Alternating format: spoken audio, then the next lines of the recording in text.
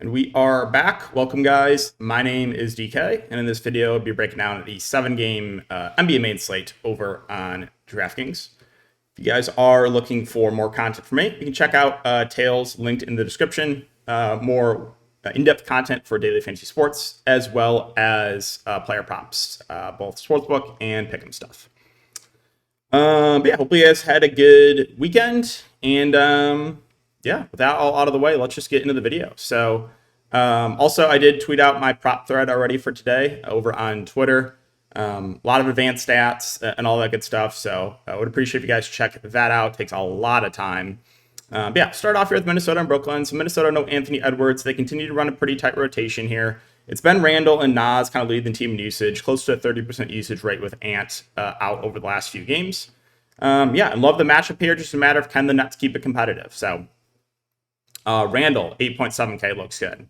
Nas Reed, minutes have not been amazing, but again, high usage rate. He looks good at 5.5. The minutes are way up on Gobert. 38 minutes here, 35 minutes here. He looks like a solid point per dollar option. DiVincenzo went to the locker room last game, but was able to return. He's totally in play. McDaniels continues to play big minutes, fouled out in 32 minutes last game.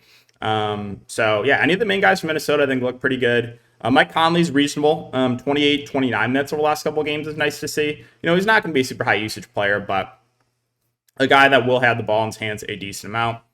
And that's really about it. Yeah, with Jalen Clark back, it just makes the minutes way riskier for guys like Shannon and Dillingham, right? These are two guys that would probably close in a blowout if the game does get out of hand. But again, with Clark back, it makes those guys tougher to get to. For Brooklyn, so Danny Wolf missed the game yesterday. Not surprisingly, so front out of a back-to-back, but they closed with like their main guys in a blowout. The game was a massive blowout. Philly pulled their guys early in the fourth. But MPJ closed. Cam Thomas closed. Terrence Mann closed. I thought that was pretty interesting. So maybe a little bit worried about the minutes in the second night of a back-to-back. Again, if the game does stay competitive, right, it's MPJ, it's Cam Thomas. Nick Claxton minutes have ticked up over the last couple games, 29 minutes and 34 minutes last game. So that is good to see against a big front court like Minnesota. Could see a 30-plus minutes again from him if he can avoid that foul trouble. With the minutes ticking up on Claxton, they've ticked down a little bit on Day'Ron Sharpe.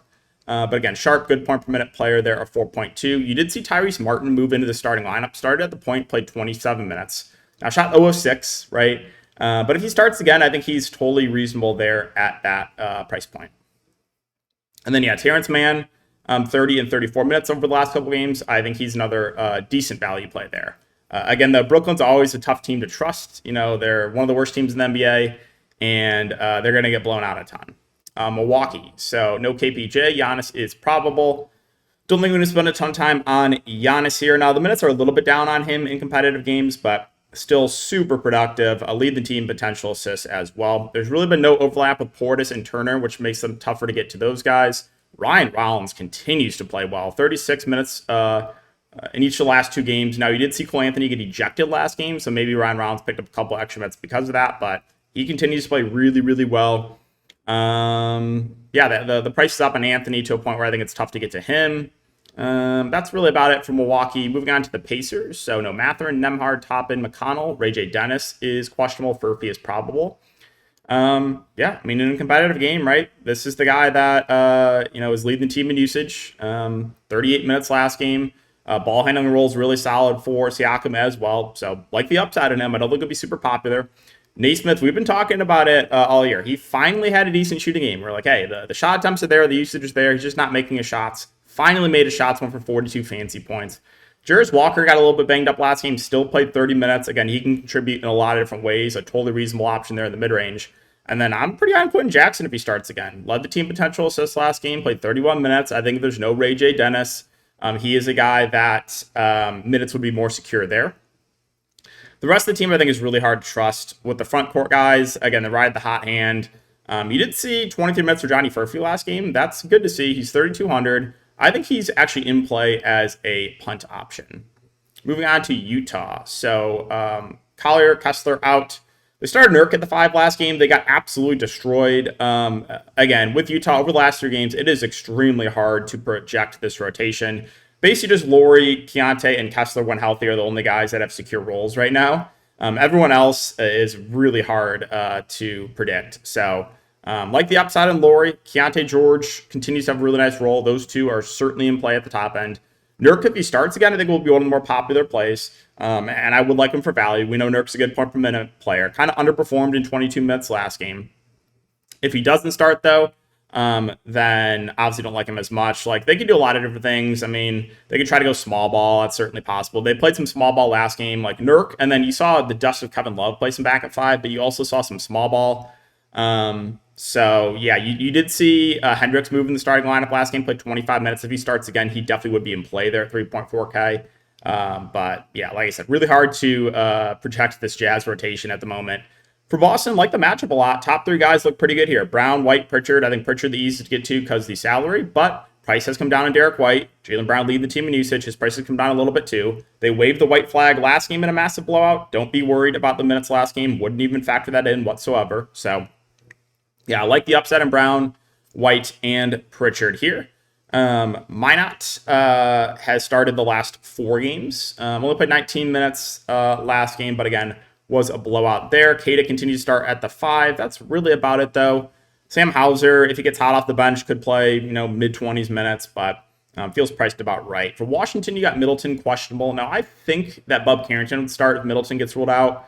Keyshawn George continues to have a really nice role. They've got blown out back-to-back games, but he should play 30-plus minutes if the game does stay competitive. Alex Sarr definitely in play for tournaments. Again, this team's going to get blown out a ton. One game stay competitive against Philly. They went to overtime, 60 Faints point game there for Sarr. CJ's fine. Koulibaly was pacing for over 30 minutes. Again, he's reasonable. Trey Johnson continues to close in blowouts, which does make his floor a little bit higher. But yeah, that's about it for Washington. Moving on to New York. Mitchell Robinson on the second night of a back-to-back probably sits. But again, he only played 13 minutes last game, so we'll see. If he sits, that boosts the rebounding numbers for Karl-Anthony Towns. Obviously, love the spot here for both Brunson and Cat. I think they'll be popular for good reason. The wings I'm indifferent on with Bridges, OG, and Hart. And then, yeah, you got McBride back.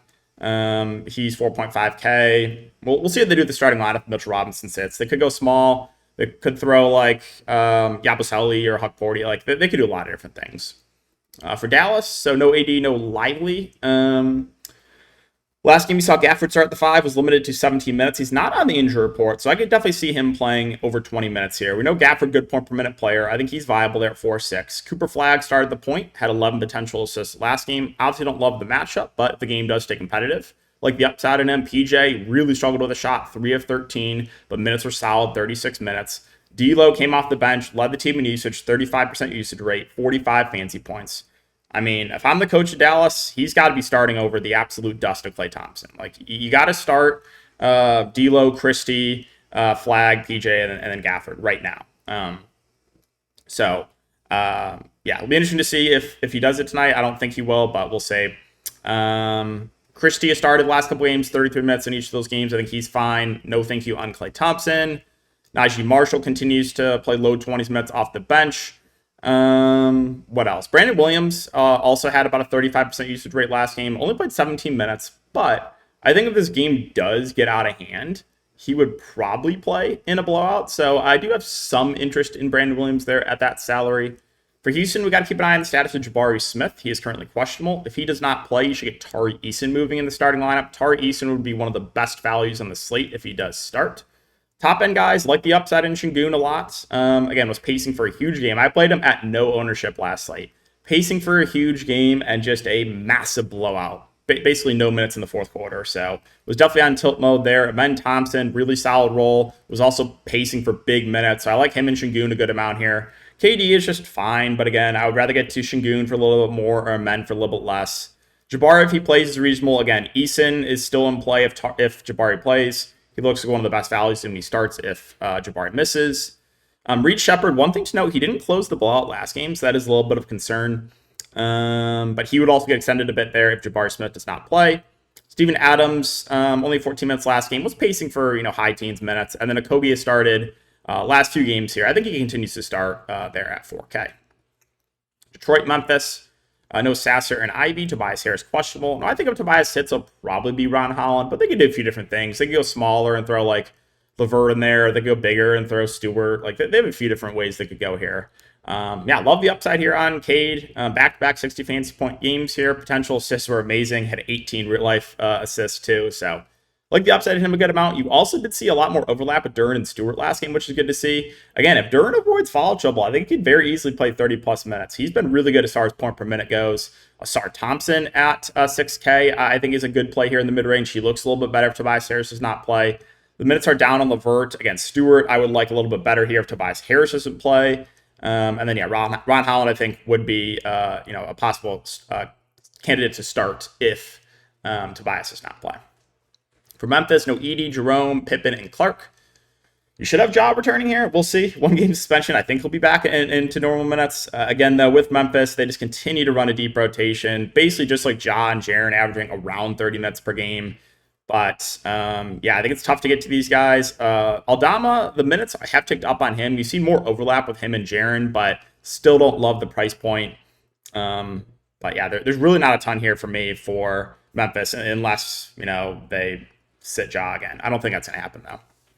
Sacramento, interesting. Late game here, you got 2 guys questionable. Murray and Monk are out. Levine and Schroeder both questionable. Now, this team's been running an extremely tight rotation. I think if both those guys sit, it would be Westbrook and Keon Ellis.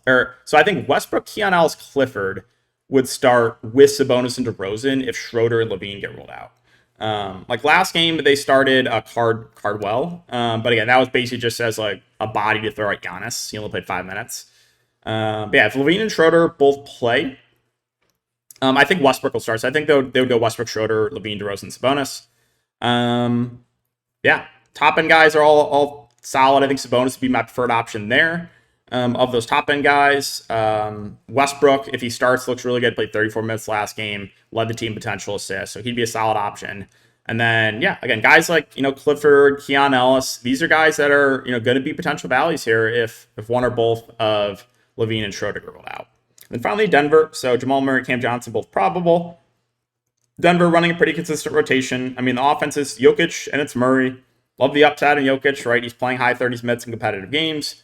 Jamal Murray, in the mid 30s minutes in competitive games. Both those guys are solid options here in a good matchup. The rest of the team, I think, is tough to get to. I think Gordon's priced right. Cam Johnson and Brown are just like filler options. Like they're not guys I'm going to prioritize at all. JV actually lead the team in usage, but again, only averaging 12 minutes per game. He's very productive when he's out there, but really no overlap right now with Jokic.